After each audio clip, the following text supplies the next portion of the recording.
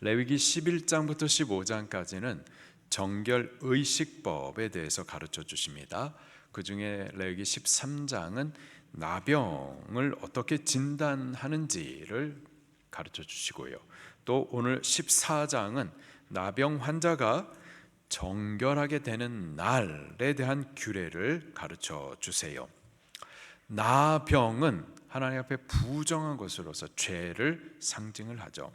나병 환자, 그는 진영 바깥으로 쫓겨나게 됩니다. 이는 죄인이 하나님 앞에 설 수가 없고 쫓겨나 은혜 바깥에 던져지게 되는 것을 상징하죠. 정결하게 되는 날이라고 하면은 그 나병 환자가 나병으로부터 정결함을 얻어서 진영 바깥에서부터 진영 안으로 회복되어지는 은혜 때를 말하는 겁니다. 죄인이 그 죄의 사함을 얻고 새롭게 되어지는 은혜의 날이 있음을, 은혜의 날을 약속해 주시는 것을 우리에게 말씀해 주시는 겁니다. 정결하게 되는 날, 이 말은 정결하게 하실 날을 하나님께서 우리에게 약속해 주시는 거예요. 할렐루야. 이 말은 또 우리가 다 나병 환자, 죄인이고 정결의 은혜가 필요한 자임을 전제해 주시는 거고, 하나님께서 우리를 정결케 해주시고 회복케 해 주실 것이다 라는 의지, 은혜의 약속인 것을 믿으시기를 바랍니다. 정결케 되는 날, 나병 환자가 회복되기 위하여서 한 4가지 의식을 치러야만 합니다. 이 의식들은 모두 예수님을 상징합니다. 부정함을 씻어 정결함을 얻는 길, 예수님입니다. 사망에서 생명으로 옮겨지는 길, 예수님이세요. 진영 밖의 나병 환자를 씻어 정결하게 하여 진영 안으로 옮기시는 이 모든 규례들 다 예수 그리스도를 상징해 주고 있습니다. 레위기 전부가 예수님을 우리에게 말씀해 주시는 거예요. 성경 전부가 우리에게 예수님을 말씀해 주시는 겁니다. 우리는 성경을 볼 때마다 예수님을 볼 수 있어야만 합니다. 예수님만이 우리를 회복해 주시고 정결케 해 주시는 분, 예수님만이 구원이세요. 우리가 정말 보아야 될 것은 예수님이십니다. 지금 눈을 떠서 이 세상에 돌아가는 일들을 보고 듣고, 근데 이 모든 것 위에 주관하시는 자, 회복하시고 정결케 하시고 구원하시는 분, 예수님을 우리는 더욱 볼 수 있어야만 하는 겁니다. 아멘. 자, 한 4가지 의식을 치르게 되는데요. 첫 번째로 나병 환자가 정결함을 얻기 위해서는요, 제사장에게 나아가야만 합니다. 1절부터 3절 말씀을 같이 읽겠습니다. 시작. 여호와께서 모세에게 말씀하여 이르시되 나병 환자가 정결하게 되는 날의 규례는 이러하니 곧 그 사람을 제사장에게로 데려갈 것이요 제사장은 진영에서 나가 진찰할지니 그 환자에게 있던 나병 환부가 나았으면 아멘. 정결하게 되는 날, 그날의 나병 환자가 해야 할 첫 번째 일, 제사장에게 나아가는 것입니다. 그러면 제사장도 그 그러면 제사장이 그의 나병 나았음을 확인하고 그의 정함을 선언해 주는 거죠. 정결하게 되는 날은 하나님께서 죄인의 죄를 씻어 정결케 하실 은혜의 때를 상징합니다. 그리고 나병 환자의 정함을 선언하시는 이 제사장, 그는 예수님을 상징합니다. 그리고 상징해주고 있는, 또 약속해주고 있는 그 정결함을 받는 날, 곧 하나님의 은혜의 때, 죄인이 그 죄사함을 받고 구원 얻는 구원의 때, 그때가 바로 지금인 줄 믿으시기를 바랍니다. 고린도 후서 말씀을 같이 찾아보도록 할게요. 고린도 후서 6장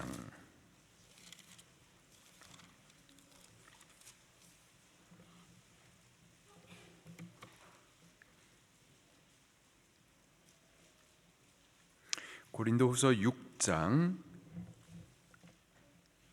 1절과 2절 말씀을 같이 읽겠습니다. 고린도후서 6장 1절 2절 시작. 우리가 하나님과 함께 일하는 자로서 너희를 권하노니 하나님의 은혜를 헛되이 받지 말라.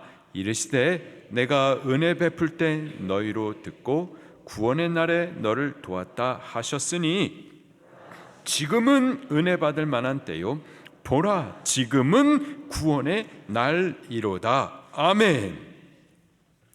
바로 지금이 하나님께서 정결케 해 주실 날, 그 약속한 바로 그 날, 죄인이 죄사함을 받고 부정을 벗어버리고 그 부정에서 회복받는 구원의 날, 그날이 바로 지금인 거예요. 지금 이 은혜의 날에 제사장이신 예수님 앞에 나오면 그러면 죄 사함을 얻고 또 구원을 얻게 됩니다.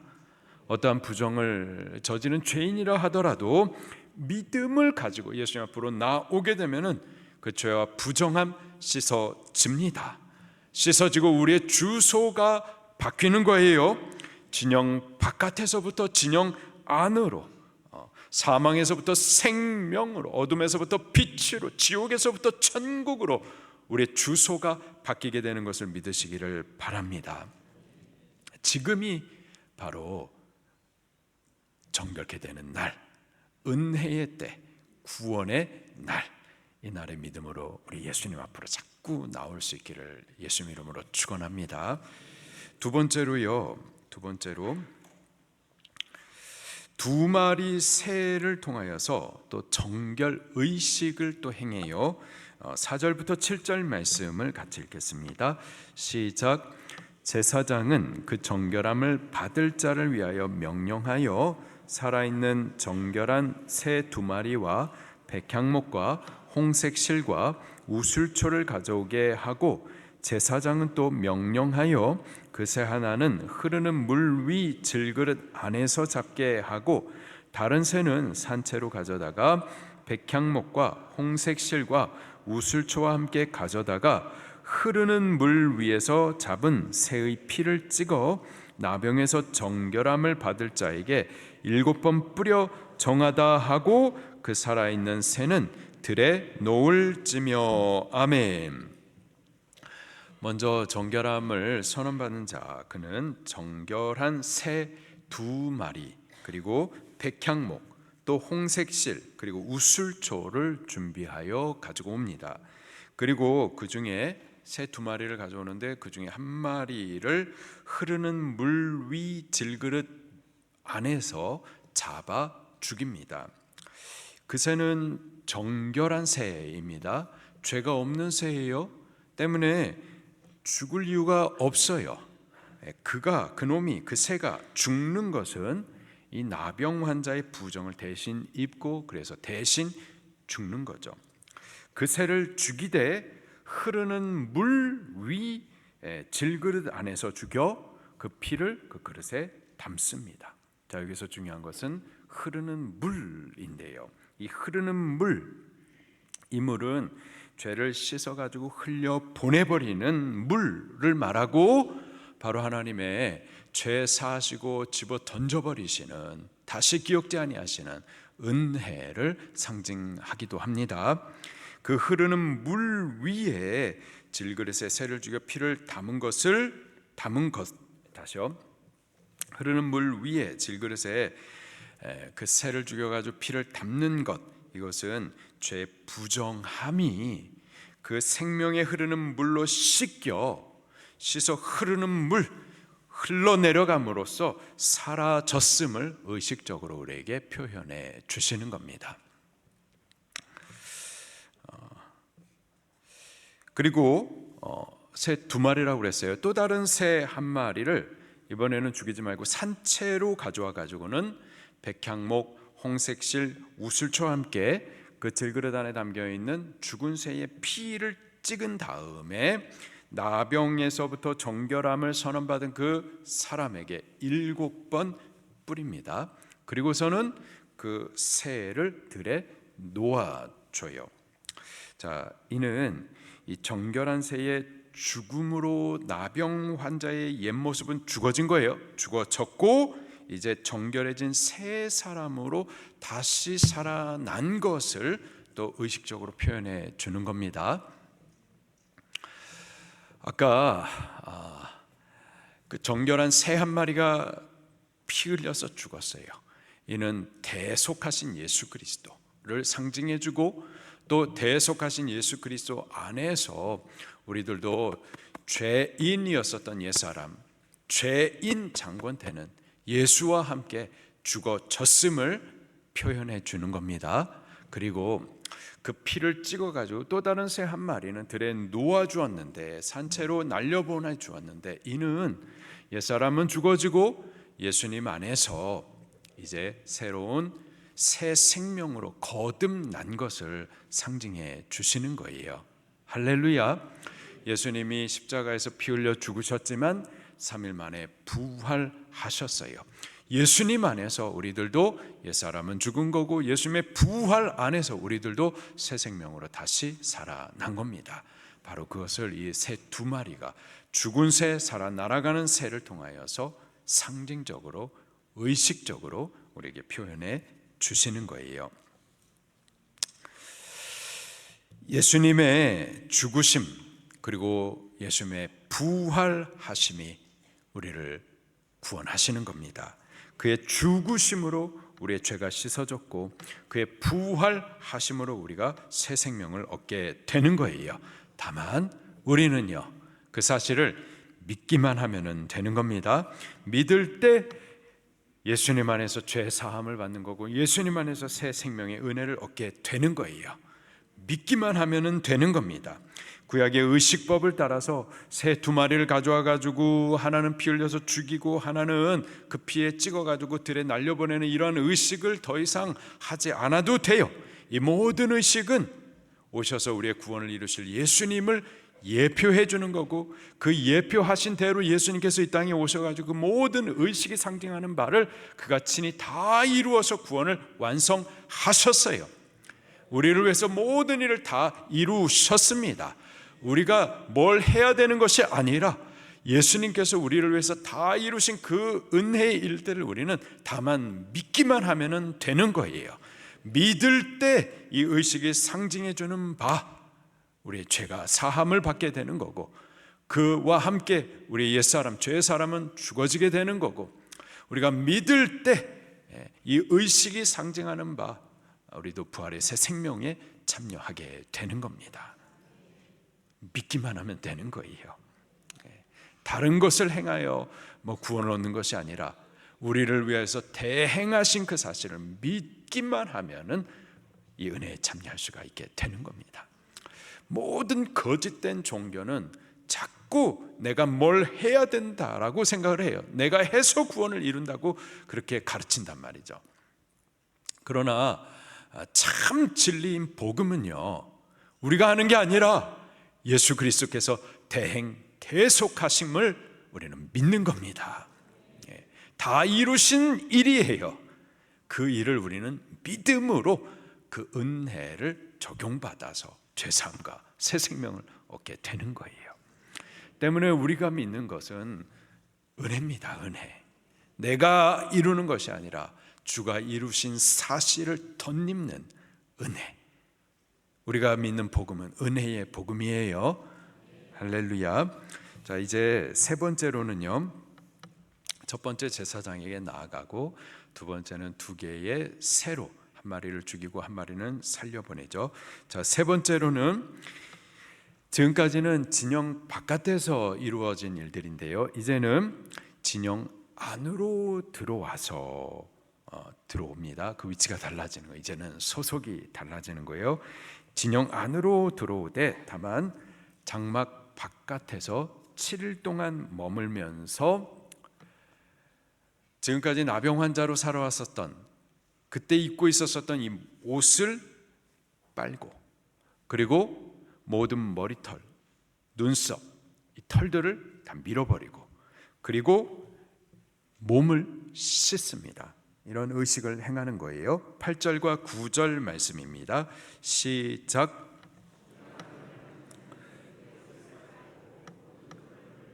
물로 몸을 씻을 것이라. 그리하면 정하리니 그 후에 진영에 들어올 것이나 자기 장막 밖에 이레를 머물 것이요 일곱째 날에 그는 모든 털을 밀되 머리털과 수염과 눈썹을 다 밀고 그 옷을 빨고 몸을 물에 씻을 것이라. 그리하면 정하리라. 아멘.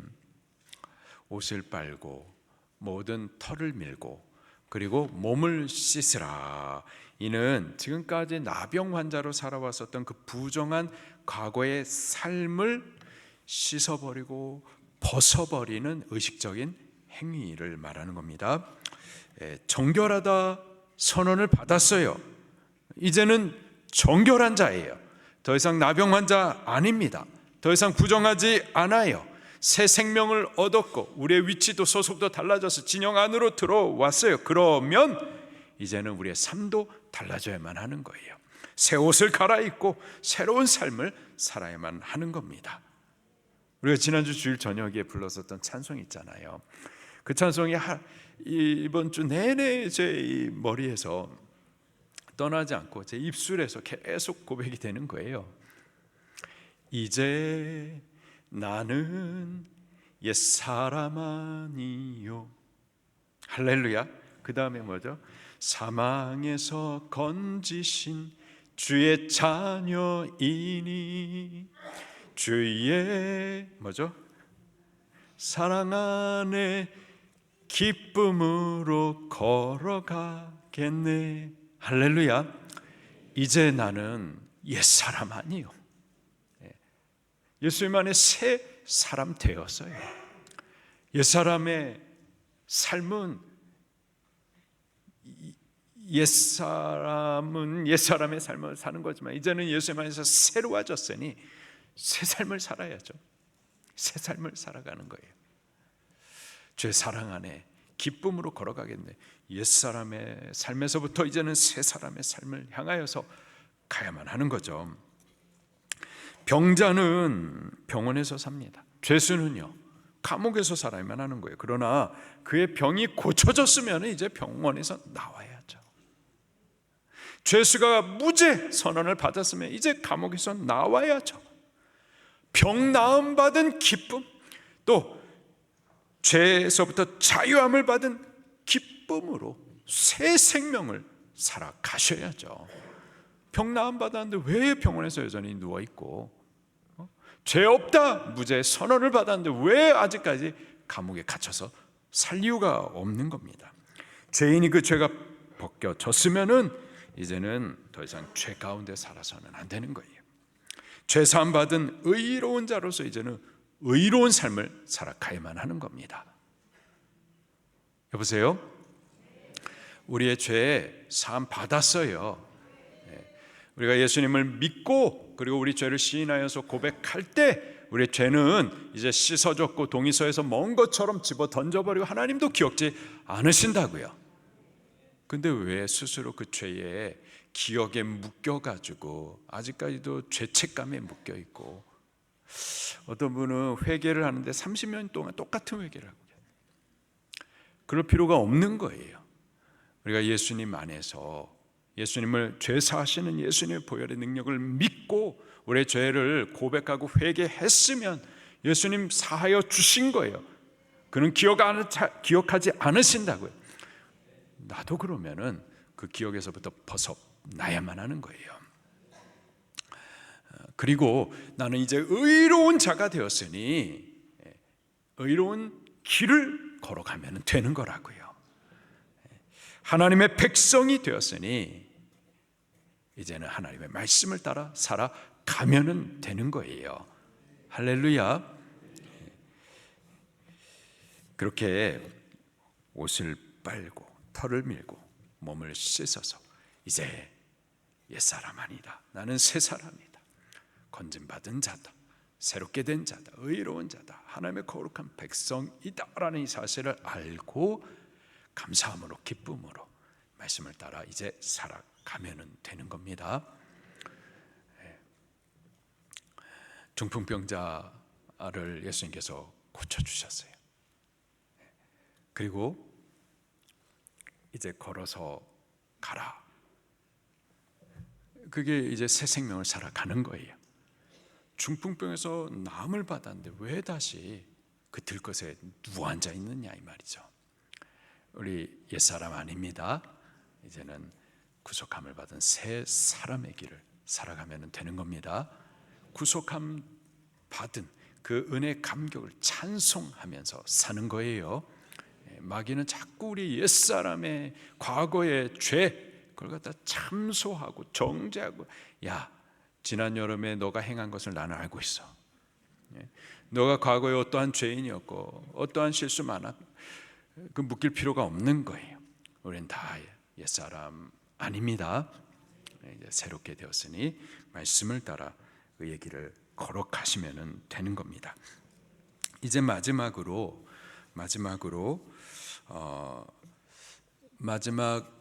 정결 의식인데 가장 핵심적인 예식입니다. 곧 이제 하나님 앞에 예배를 올려드리는 거예요. 제사의 일들을 올려드리는 겁니다. 이렇게 됨으로 예배가 회복이 되는 거예요. 예배의 삶이 이제부터 시작이 되는 겁니다. 전에는요, 저가 진영 바깥에서 나병 환자로 혼자 있는 동안에는 하나님과의 관계도 끊어지고 이스라엘 공동체 바깥으로 쫓겨나서 그 관계도 끊어진 거예요. 예배도 끊어지는 겁니다. 예배가 끊어진 자 있죠. 예배를 통해서 은혜를 받지 못하는 분들이 계십니다. 여기저기 교회를 표류하시는데 참된 예배를 드리지 못하는 분들이 계세요. 이 나병 환자의 상황인 거예요. 나병 환자의 부정한 상황인 겁니다. 그런데요, 그 나병 환자가 부정함의 정결함을 얻게 되는 날, 저가 회복이 되는 가장 핵심적인 모습이 뭐냐? 예배가 회복이 되는 거예요. 예배가 회복이 되고 예배의 삶이 시작이 되는 거죠. 이제 마지막 의식으로 이러한 제사를 올려드립니다. 먼저는 속죄제와 함께 속건제를 올려드립니다. 그리고 그 제사를 드리는 의식 가운데에 피로써 그의 오른쪽 귓불이, 그리고 오른쪽 엄지손가락, 오른쪽 엄지발가락에 그 피를 바르고 또 기름을 발라요. 10절부터 14절까지의 말씀입니다. 시작.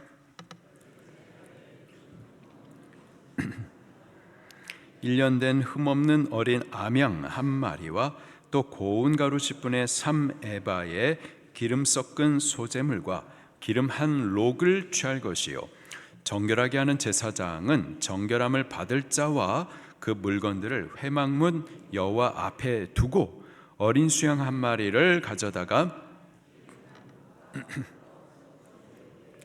여호와 앞에 흔들어 요제를 삼고, 거린 수양은 거룩한 장소 곧 속죄제와 번제물 잡는 곳에서 잡을 것이요, 속건제물은 속죄제물과 마찬가지로 지극히 거룩한 것이니라. 제사장은 그 속건제물의 피를 취하여 정결함을 받을 자의 오른쪽 귓부리와 오른쪽 엄지 손가락과 오른쪽 엄지 발가락에 바를 것이요. 계속 읽겠습니다. 15절 16절 시작.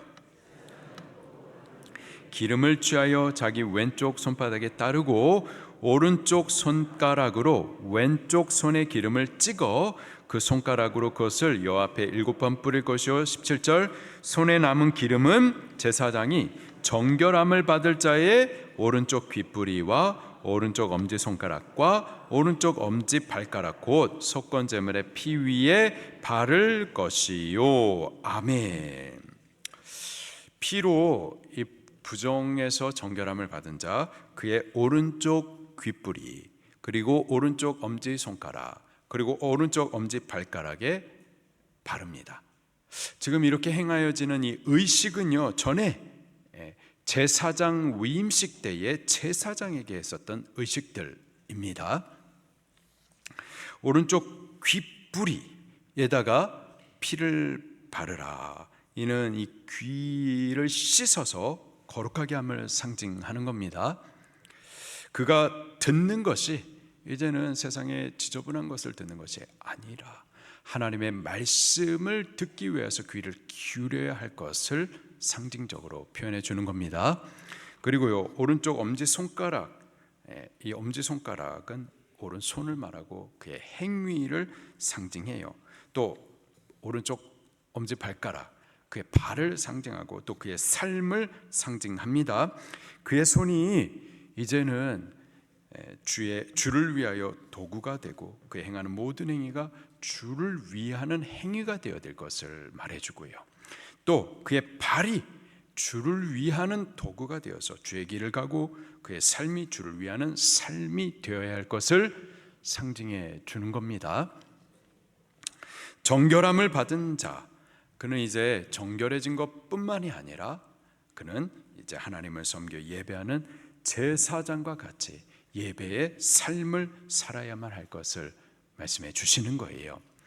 저가 정결함을 받았으니 이제는 세상의 다른 더러운 것들로 귀를 열어주지 말고 하나님의 말씀에 귀를 기울이고, 또 저의 행위가 이제 죄악을 따라 행하는 것이 아니라 저의 손이 주의 도구가 되어서 주를 위하는 행위를 해야 되는 거고, 저의 발이 주를 위한 도구가 되어서 주의 길을 걷기도 하고 주를 위한 삶을 살아가기도 해야만 할 것을 우리에게 가르쳐 주시는 겁니다. 우리는 옛사람 아니고 이제 구속함을 받은 새 사람인데, 새 사람 된 우리의 주는 예수님, 그리고 우리는 예수님의 주인 되신 예수님의 종으로서 주를 위하는 삶을 살아야만 하는 겁니다. 주를 섬겨 예배하는 삶을 살아야만 하는 줄로 믿습니다. 자, 두 번째로는 번제를 올려드려요. 19절 말씀도 같이 읽겠습니다. 시작. 제사장은 속죄제를 드려 그 부정함으로 말미암아 정결함을 받은 자를 위하여 속죄하고 그 후에 번제물을 잡을 것이요. 아멘. 번제의 제사는 제물 전부를 불살라 드리는 특징이 있죠. 이는 제물 전부를 불살라 드리는 헌신을 상징합니다. 이제 구속함을 받은 자, 정결케 되어지고 새 생명을 얻은 우리들의 삶은 이제 주님 앞에 온전히 우리를 드리는 헌신의 삶을 살아야만 할 줄로 믿습니다. 마지막으로 소제도 올려드립니다. 20절 말씀 시작. 제사장은 그 번제와 소제를 제단에 드려서 그를 위하여서 속죄할 것이라. 그리하면 그가 정결하리라. 아멘. 소제의 특징은 어디에 있죠? 소제의 특징은 피 없는 제사, 곡식제물로 드리는 데 있습니다. 다른 제사들은 다 짐승을 잡아 짐승을 제물로 바쳐드리면서 피를 흘리죠. 이는 예수님의 피 흘리시는 죽음, 대속을 위한 죽음을 상징합니다. 예배에서 소제는 짐승 제물이 아니라 곡식 제물로 드려서 피가 없는 제사를 드립니다. 이는 피 없는 제사로서 예수님의 삶을 상징하는 거예요. 예수님은 죄 없는 거룩한 삶을 사셨습니다. 말씀을 온전히 순종하셨었죠. 삶으로 하나님 앞에 영광을 올려드리는 예배를 드리셨습니다. 나병에서 정결함을 받은 자, 새 생명을 얻은 자, 그는 이제 그의 삶이 예배의 삶을, 삶의 예배를 하나님 앞에 올려드려야 될 것을 우리에게 가르쳐 주시는 겁니다. 우리는 전에 나병 환자와 같았어요. 죄 가운데 태어났고 범죄했습니다. 그 죄로 인해서 하나님 앞에 부정한 자, 그래서 하나님의 임재 앞에 설 수 없어서 쫓겨난 자, 은혜 바깥에 있었던 자들이에요. 그런데 바로 그런 우리를 위해서 하나님께서는 정결케 되는 날을 약속하셨습니다. 그리스도 예수 안에서 지금 바로 구원의 날, 은혜의 때를 우리에게 허락해 주셨습니다. 이제 누구든지 제사장과 같으신 예수님, 그분 앞에 믿음으로 나오면 우리 정결함을 받을 수가 있겠습니다. 그리고 예수 그리스도를 믿는 믿음 안에서 우리 옛사람은 죽고 또 부활의 새 생명을 얻게 되는 줄도 믿습니다. 이제 새 생명을 얻은 자로서 우리 옛사람의 삶은 이제 다 벗어버리고 밀어버리고, 그리고 이제 구속함을 받은 새 생명의 삶을, 말씀을 따르는 삶을 살아갈 수 있기를 결단하십시다. 그리고 무엇보다도 구속함을 받은 자로서 이제는 우리를 구속하신 자, 그분을 섬겨 예배하는 삶, 주를 높이는 삶의 예배를 올려드리는 제사장과 같은 삶을 이제 살아드릴 수 있기를 예수님 이름으로 축원합니다. 우리 말씀 붙들고 통성으로 기도하시겠습니다.